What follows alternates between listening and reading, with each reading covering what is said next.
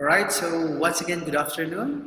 And finally, we are now, after 2 weeks, maybe after 2 weeks, no, wala hindi tayo nakapag-meet, but finally we're here. So, I was not able to meet you for last 2 weeks because I was one of the interviewers during our pre-admission. No? I'm one of the interviewers who interviewed our applicants for BS Criminology. But as what I have promised, I will do my very best to cope with our discussion before our final examination. And reminders sa lahat, please do not skip this video because there will be some activities in the middle of this discussion wherein kailangan yung sumagot sa ating chat box or sa ating comment section that will serve as our graded recitation. And one more thing is, kailangan natin makinig o panuorin yung ating mga video because before our final examination, magkakaroon tayo ng graded recitation. We'll be meeting through Google Meet, maybe a week before our final examination, magkaroon tayo ng graded recitation. So, kailangan natin i-review lahat ng ating discussion and the content of our module. Kasi maybe, one of the questions there or one of the lessons will be asked. So, this lesson is quite interesting. We will be discussing actually about the Sustainable Development Goals. So ito yung Sustainable Development Goals na kung saan this is the goals of the United Nations towards countries in the world, especially sa mga bansang medyo mahirap. No? Ang nalaman ng mga goals na ito is, isa dito is para maitigil ang kahirapan, to give quality education to all. But I will now share you my screen para makita niyo yung ating discussion.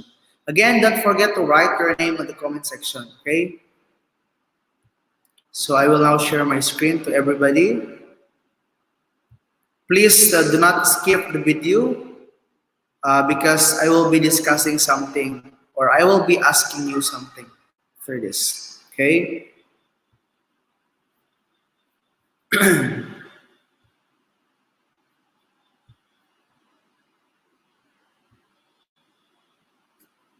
Right, still lagging. Let's wait for a while.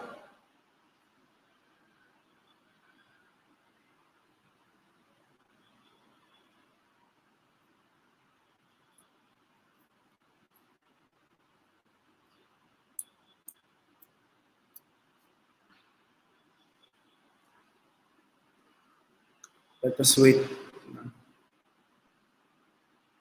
So again, while the screen is loading, again, I am reminding everyone to please watch all our videos and you have to read our module kasi nga magkakaroon tayo ng graded recitation before our final examination. Now, the content of this chapter 6 is towards a sustainable world. Now, okay, I have a question bago tayo magsisimula. How can you imagine a world which is sustainable? I mean, what is your idea about a sustainable world? Ano kayang anong mundo meron tayo when we talk about sustainability? Now, for 5 points, I want you to write your answer on the comment section. Please do not forget to write your name, include your name and your section. So, I want you to write your idea or express your idea if what is this sustainable world or how can you imagine a sustainable world? Ano kayang meron? Pag sinasabi natin, we are now living in a sustainable world, anong meron kaya doon? Anong klaseng mundo meron ang sustainable world? So that's my question.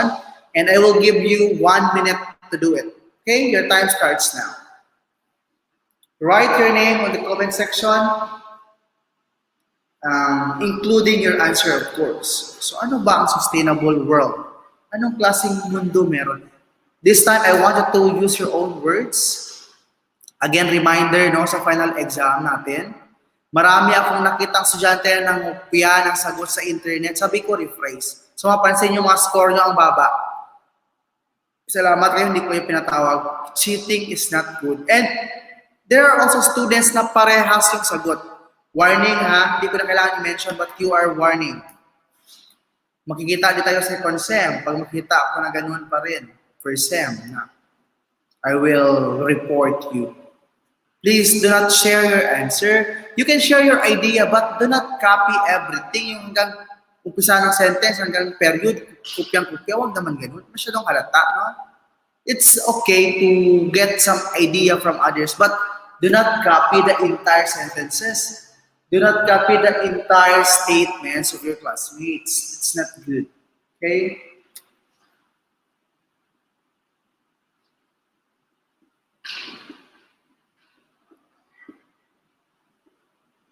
Okay? Take your time.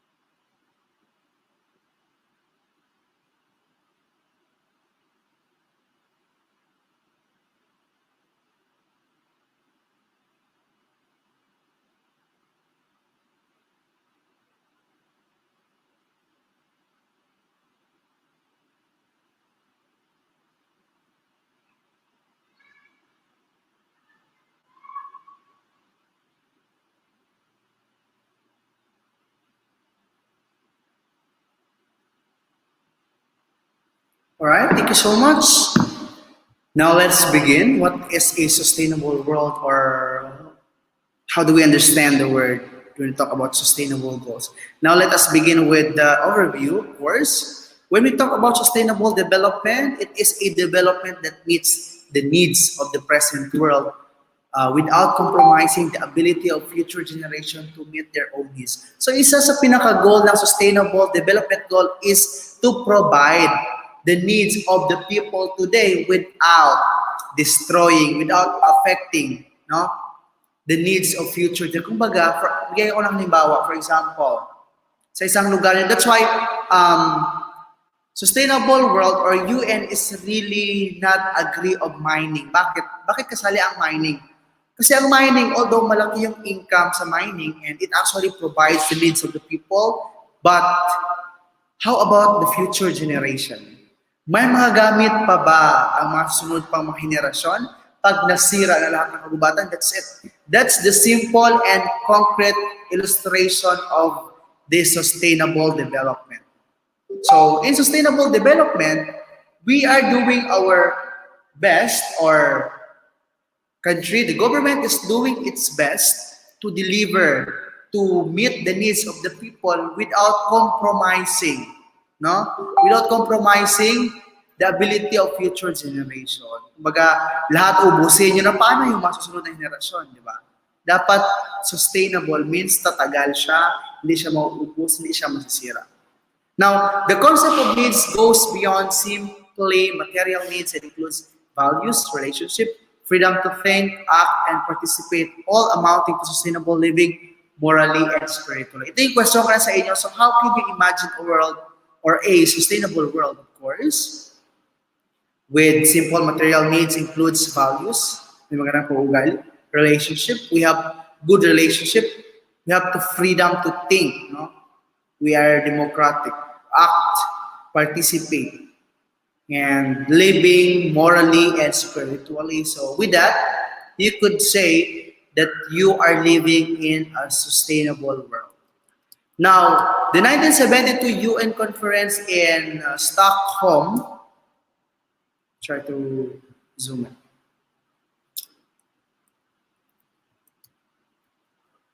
Highlighted the concern of preserving and enhancing the environment and its biodiversity to ensure human rights to a healthy and productive world. So ito na yung halimbawa kaya ano. Most of our, the concrete example of this is on how we enhance or we take good care of our mother nature. Kasi nga, although if we're going to, Mine, all the mountains, yes, yayaman yung bansa natin ngayon. But how about the next generation? What will happen to them? No? Maghihirap sila because we already destroyed their place. Now, the developing countries argue that their priority was development. So, isa tayo sa developing countries, ang Pilipinas. Now, our focus daw is about development, yes, because we are still under this development. Whereas, the developed world made a case of environmental protection and conservation as the prime issue. So of course, sa mga developing na mga country, developing world, tulad ng Pilipinas, yung pinaka-goal talaga natin is development. Kaya minsan yung nagiging impact is nasisira yung ating kagubatan, nasisira yung mga likasiyaman because we are all after of this development. But in some developed countries, ano yung mga developed countries? Ito yung China, America, yung mga third world, ito yung mga bansang hindi mahirap, mga mayamang bansa. They are this developed or first world. First world. Their focus is on environmental protection and conservation. Of course, their focus will be about protecting the nature, preserving the nature kasi mayaman naman sila. So we cannot blame them. And we cannot also blame our country why we are really focusing on development. Kasi nga nasa stage pa tayo ng development. Now, the 1982 Nairobi Summit reviewed the process in the decade since the Stockholm Conference and called upon national government to intensify efforts to protect the environment and stress the need of international cooperation. So ito na yung sinasabi ko sa inyo, no? One of the main goals of SGD or Sustainable Development Goals is the protection of nature or environment. Now, there are some conferences wherein bawat bansa sa mundo is kailangan na sumama or kailangan magdalo. Then they will discuss things about the preservation of the environment. However, the tensions between Western government and the Soviet Union marred progress and commitment toward a Nairobi Action Plan. So later on, nagkaroon ng problema kasi nga may mga bansa talaga na hindi nagkakasundo. We have conflicting ideologies, no? So even today, di ba, tayo, may mga bansa pa rin tayong, we're not in good terms. Just like what happened with between Palestine and Israel, di ba? Minsan, hindi nakakaroon ng globalization because of this barrier. Nakakaroon ng barrier in the sense na, yun, nagkakaroon ng bangayan, nagkakaroon ng war because of, agawan ng mga territory. And that is these are the things which are happening today. No? Now, this lesson will enlighten the minds of the students towards the development goals by the United Nations and some pressing issues on food security. So in here, we will also touch about food security, but I don't think if we can finish it today. Kasi medyo mahaba-haba ang discussion sa SGD. Kasi I guess there are 14s, if I'm not mistaken, but we will see later kung ilan talaga lahat yung SGD.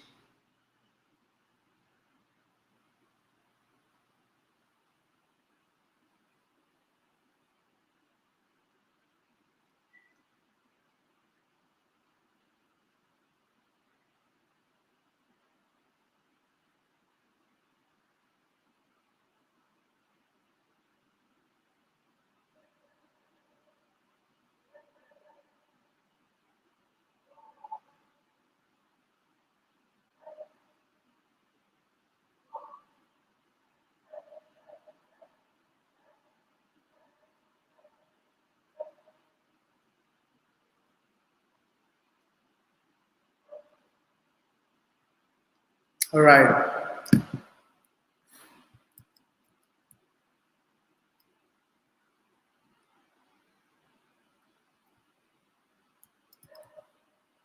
Now here are the objectives or lessons today. Now at the end of this chapter, you students are expected to first have a broad understanding on SDGs or the Sustainable Development Goals. Two, analyze. You have to analyze the present issues in their own locality with regard to food security. Of course, in here, kailangan nyo lang alamin kung ano yung mga problema no ukol sa kakulangan ng pagkain, because food security is also an issue, no, an issue worldwide, especially sa mga bansang Africa. I know you're watching some BBC News, yes, Eye of Africa or Africa Eye. So, isa sa pinaka-problema, at alam natin na ang Africa or South Africa ay isa sa kontinente or isa sa mga bansang sobrang hirap talaga, no, when it comes to food security. When we talk about food security or problem in food security, yung unang pumapasok talaga sa mind natin is South Africa. Now, when we talk about sustainable development and food security, or let's begin with sustainable development, is commonly defined as development that meets the need of present without, okay, tapos na yan. Now, it is presented in chapter 3, generally conceived as resting on 3 pillars. So, along with this development, meron tayong 3 pillars. So, itatouch din natin ito, economic development. So, kasi kapag walang economic development, walang sustainable development. What else? We also have this social development. There should be a good relationship, no, among countries. So, it's still part of sustainable development. And of course, the last but not the least, we should also consider environmental protection. No? Even we have this economic growth, we have social development, pero yung ating environment is sira. I mean, it is destroyed. It is being, destroyed by the people because of modernization. So we could not say, di natin sabi na we are, or we could have this what we call sustainable development. So, looking for more closely into the term sustainable, it is defined as something that is able to be upheld or defended. The first part of the description indicates that sustainable development is the development that can be maintained. Take note, the word can be maintained over time, while the second part indicates that sustainable development is the development that can be safeguarded from the impact of negative events and processes. So, merong dalawang focus ang ibig sabihin ng sustainable. So first is first definition will talk about a development that can be maintained over time. So that's sustainable. Whereas another meaning is this is something that can be safeguarded, alagaan from the impact. Like what I was telling earlier, how we take good care of our nature, how we take good care of our environment, no? Because we want it to preserve up to the next generation, to the sustainability.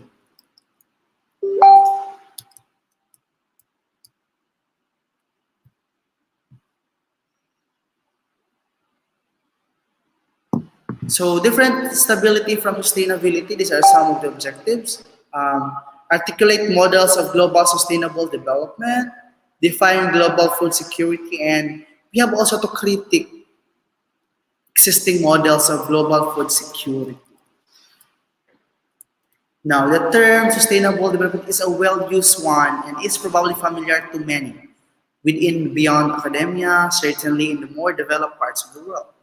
It is a term that we come across in arenas ranging from doorstep recycling initiatives to media explanations of global securities within human geography. It informs research extending from social exclusion, cities of... Okay. So let's move na lang. Kasi it's purely a definition. Tatagalan tayo pag-usahin, but please read it na lang. Anyway, you already have your copy. We will jump into the next part. We will jump into the most important part of it.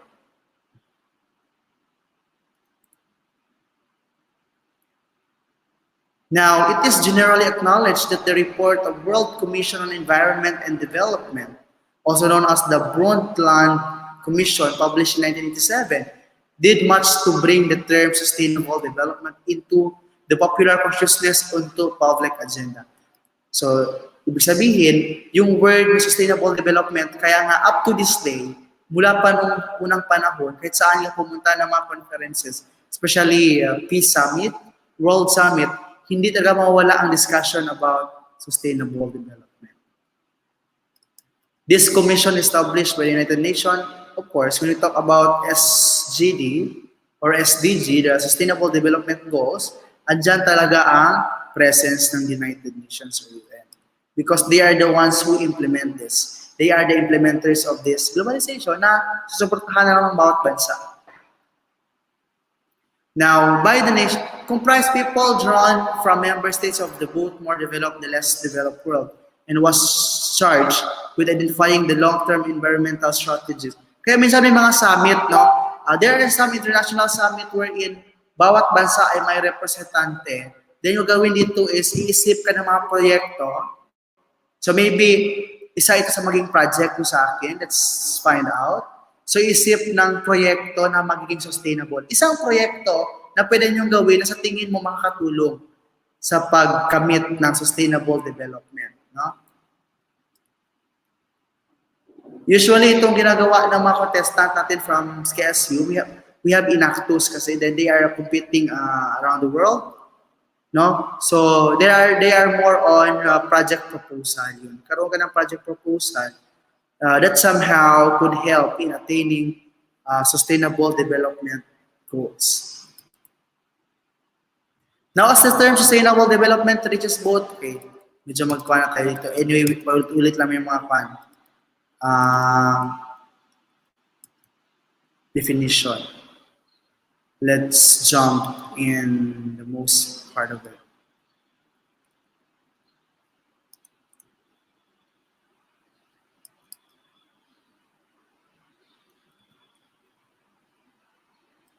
Now, in 2012, the United Nations Conference on Sustainable Development met to discuss and develop a set of goals to work toward. So ito yung mga goals na kumbaga napagkasunduan ng mga United Nations na dapat i-work out or dapat gawin. Kaya nga, we call it goal, sustainable development goal. Ito yung mga goal in attaining sustainable world.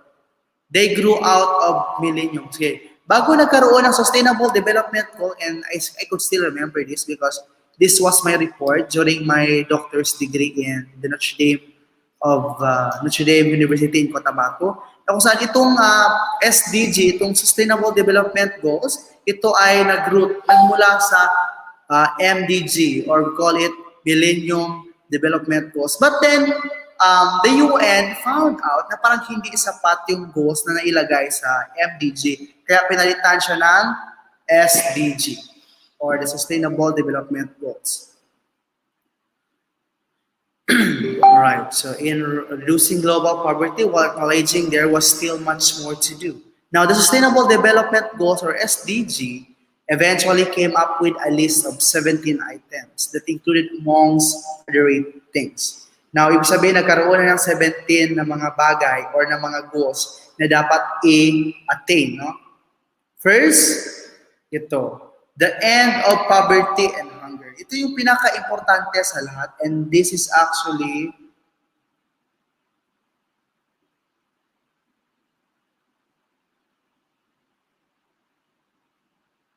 let's wait for a while.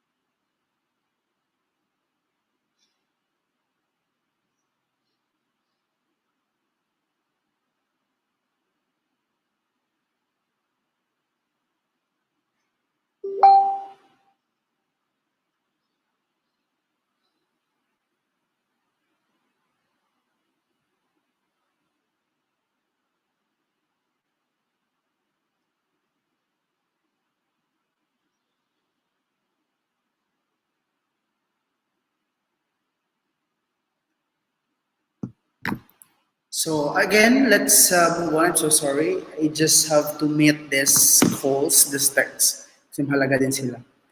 Yes, the first thing that this SGD actually aims is to end poverty and hunger. Kasi ito nga yung pinaka-alarming na issue ng problema ng buong mundo.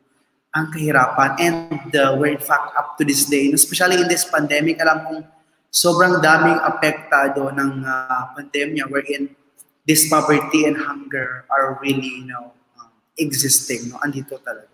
So ito yung so makinig kayo sa mga SG na to, pwede kayong gumawa ng proposal, baka ipaproject ko to sa inyo, naggawa nyo ng proposals mula sa inyong lugar, na maaari yung ma-fall isa sa mga items na to. So we have 17, so isa pa lang yung natin. We have better standards of education and healthcare, particularly as it pertains to water quality and better sanitation. So parang immerse sila, no? Sa MJD ito siya, pero parang similar din naman sa SJD. So ito, magkaroon ng sapat na edukasyon. Kaya mapansin nyo, ngayon ang mga kolehiyo is we have this free education. I believe this is one of the implementation of this SDG.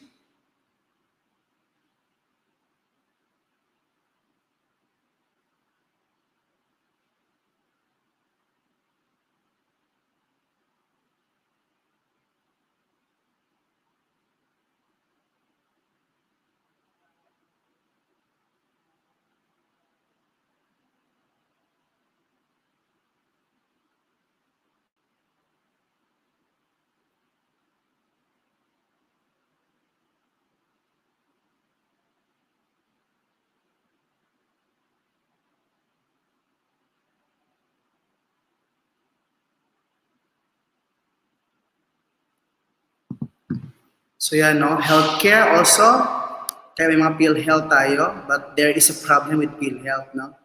And water quality and better sanitation, yan. Ito talaga, if you observe, itong problema na to, although in the Philippines naman, there are some cases na may problema rin tayo in terms of sanitation and water. But if you're going to South Africa, these problems, yes, makikita talaga ito sila sa South Africa, no? Kaya nga binanggit ko na parang this country is really encountering this problem. Next, to achieve gender equality, ayan. Kaya may mga LGBTQ plus rights na tayo, di ba? So bawal na mag-discriminate, may mga anti-bastos law na tayo. Ang dami, ang dami. If you are going to compare it before, walang mga ganong batas, walang mga gender equality, no? Kaya yung mga babae ngayon, di ba, pwede nang mag-drive. Kung ano yung kakayahan ng lalaki noong unang panahon, I mean ngayon, kaya ng babae, if we're going to go back in the life of the people before, especially sa ating bansa, women are really, they are oppressed. No? Grabe yung oppression sa babae. Like, if you are a woman, you just simply stay at home. Bawal ka mag-aral, especially sa mga IPs. No? This is also, mag-asawa ka lang, tigbantay sa bata, hindi ka na pwede magkagawa ng mga bagay. Because men before were dominant compared to women. Pero ngayon, yan, that is being proven by our former or late president, Cory Aquino. I guess the first female president in the country. And ang dami na mga athletes, no? Ang dami, may mga piloto, may mga teacher, may mga engineer, lahat. That's why we can say, ngayon meron na natatawag na gender equality. Compare before, walang gender equality. But today, maybe this is because of this SGD as implemented by the United Nations. Yan, later na to. So we also have this sustainable economic growth while promoting job and strong economies or economies. So in here, so one of the purposes or one of the goals of SDG, especially the UN, is to have a sustainable economic growth. Kaya may mga partnership tayo, may pumapasok ng mga investors from other countries to invest here to help our country to grow.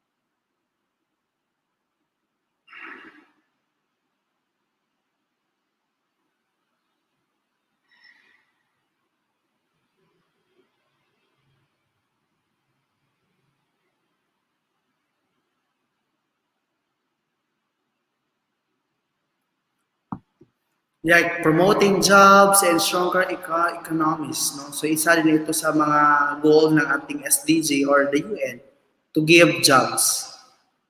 And sustainable to include health of the land, air, and sea, no? Ito yung mga batas that concerning to the health of land, especially yung tamang agrikultura, yung tamang paggamit ng mga tawag dito, tamang paggamit.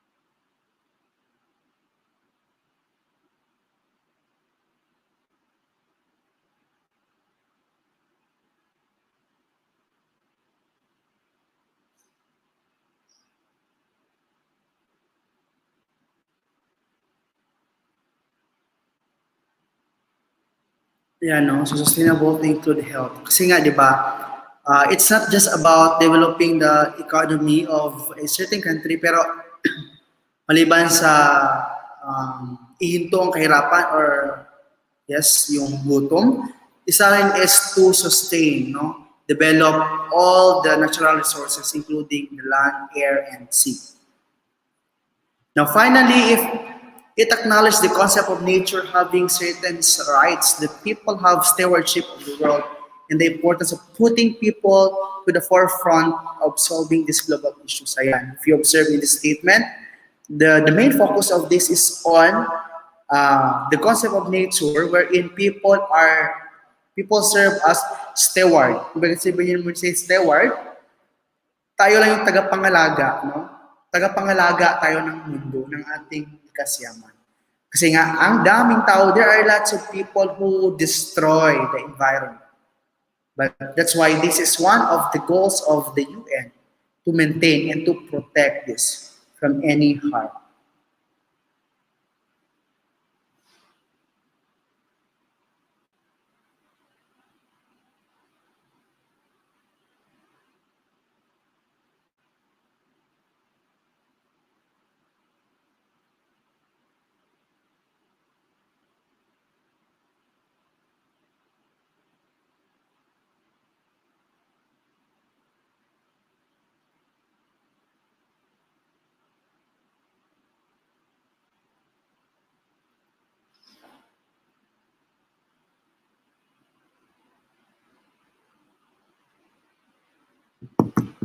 Now, the Sustainable Development recognizes that growth must be both inclusive and environmental sound to reduce poverty and build shared prosperity for today's population and to continue to meet the needs of future. Ito, I really love this line, this paragraph.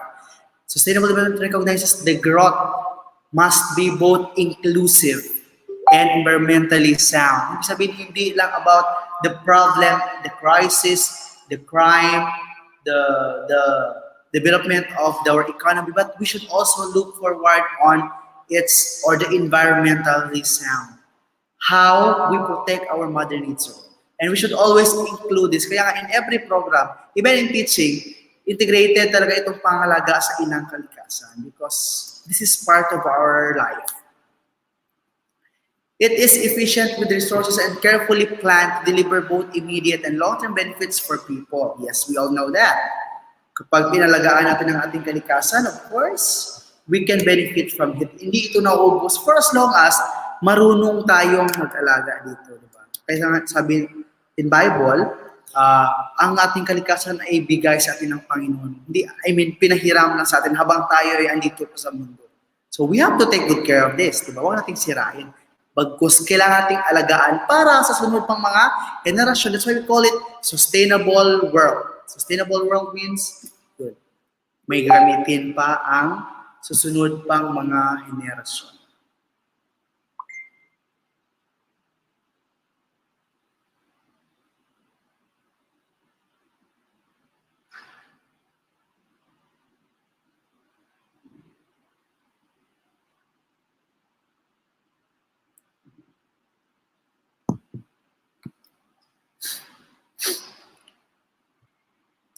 Now, it is efficient with resources, yes, planet and prosperity.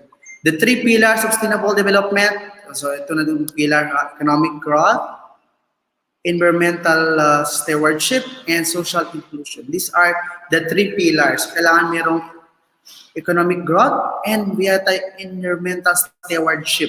Ito yung paano natin alagaan yung ating bansa, ang ating kalikasan as human being, and social inclusion.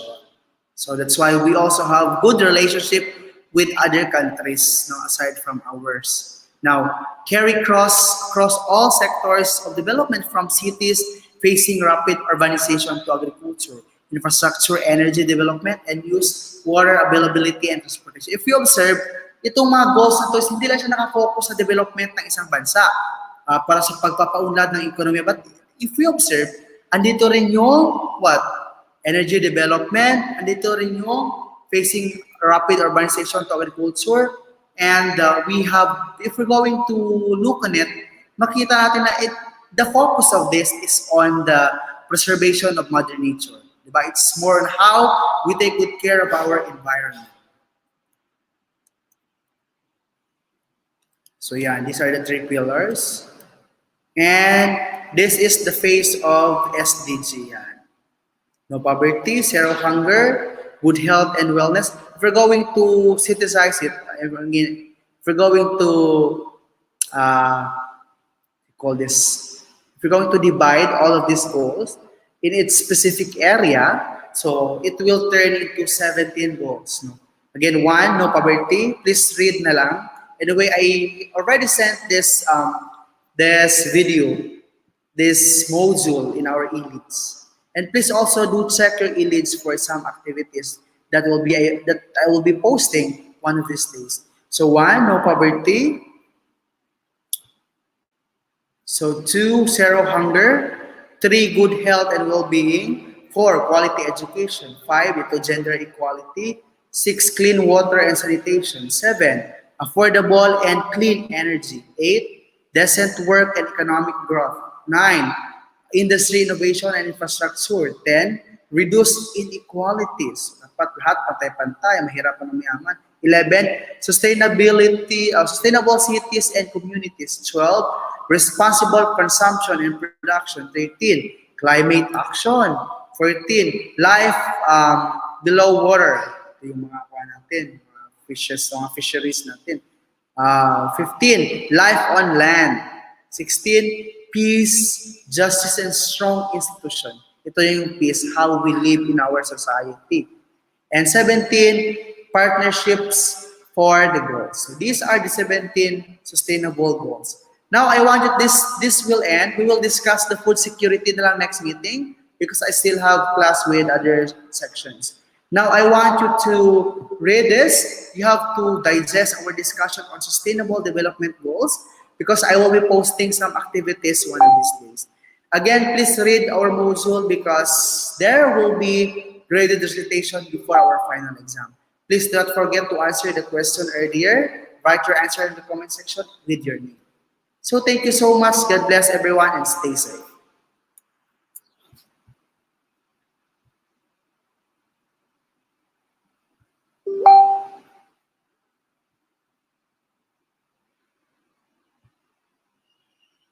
Goodbye, everyone.